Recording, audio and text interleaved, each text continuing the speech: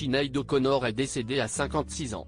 Immense artiste et femme spirituelle, elle ne cachait rien de sa détresse psychologique parfois intense et avait à plusieurs reprises lancé des appels à l'aide. Un mal-être dont le point de départ serait selon elle, les violences terribles que lui aurait fait subir sa mère. La vie tout entière de Sinéad O'Connor, décédée ce mardi 25 juillet, a été ponctuée par les drames. Pourtant, cette incroyable artiste était promise à une carrière immense. En 1990, elle connaît un succès retentissant en reprenant le tube planétaire Nothing Compares de Prince.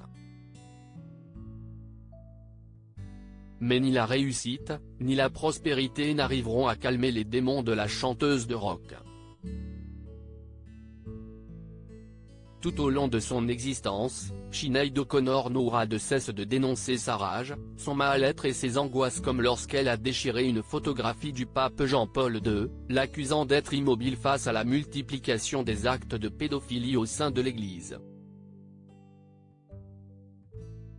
Le point culminant de sa détresse est sans doute atteint en juillet 2022 lorsque Shane, son fils se suicide. 2 jours avant, il avait été hospitalisé pour des tendances suicidaires mais avait réussi à s'enfuir. Son corps sans vie avait été retrouvé par la police. Dévastée, la chanteuse irlandaise avait alors publié des mots déchirants sur Twitter. Depuis, je vis comme une créature nocturne morte vivante.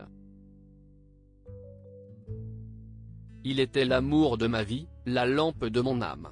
Nous étions une seule âme en 2 moitiés. Si est-il la seule personne qui m'ait jamais aimé inconditionnellement. Le récit terrifiant de la sauvagerie de sa mère Sinéad O'Connor avait eu 4 enfants de 4 pères différents. En guerre contre son fils aîné Jake, 29 ans, séparée de sa fille Roisin, 22 ans, la chanteuse n'a plus la garde de son petit dernier Yeshua, 10 ans.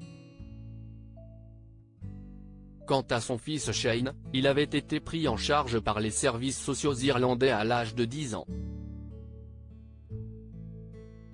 Dans une interview donnée à la chaîne CBS en 2017, elle expliquait pourquoi selon elle, sa vie était si chaotique.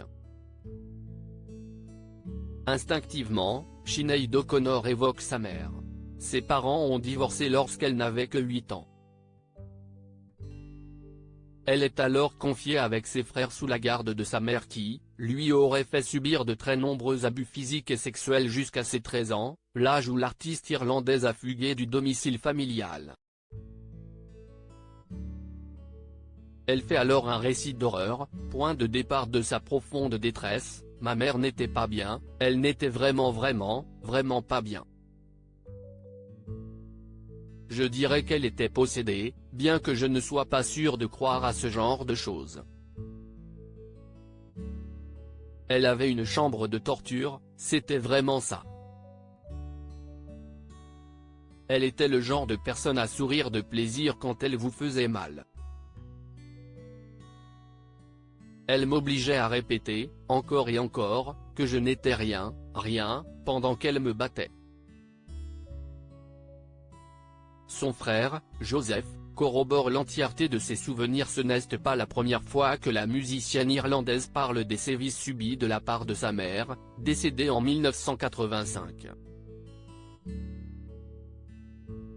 Une disparition qui, au lieu de la libérer, l'avait plongée dans une intense dépression.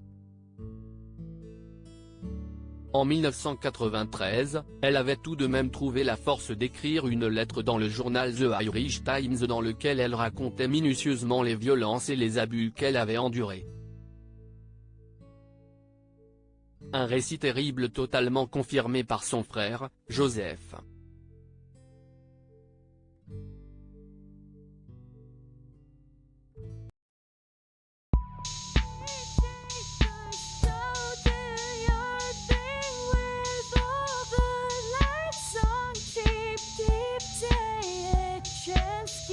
Keep Yeah.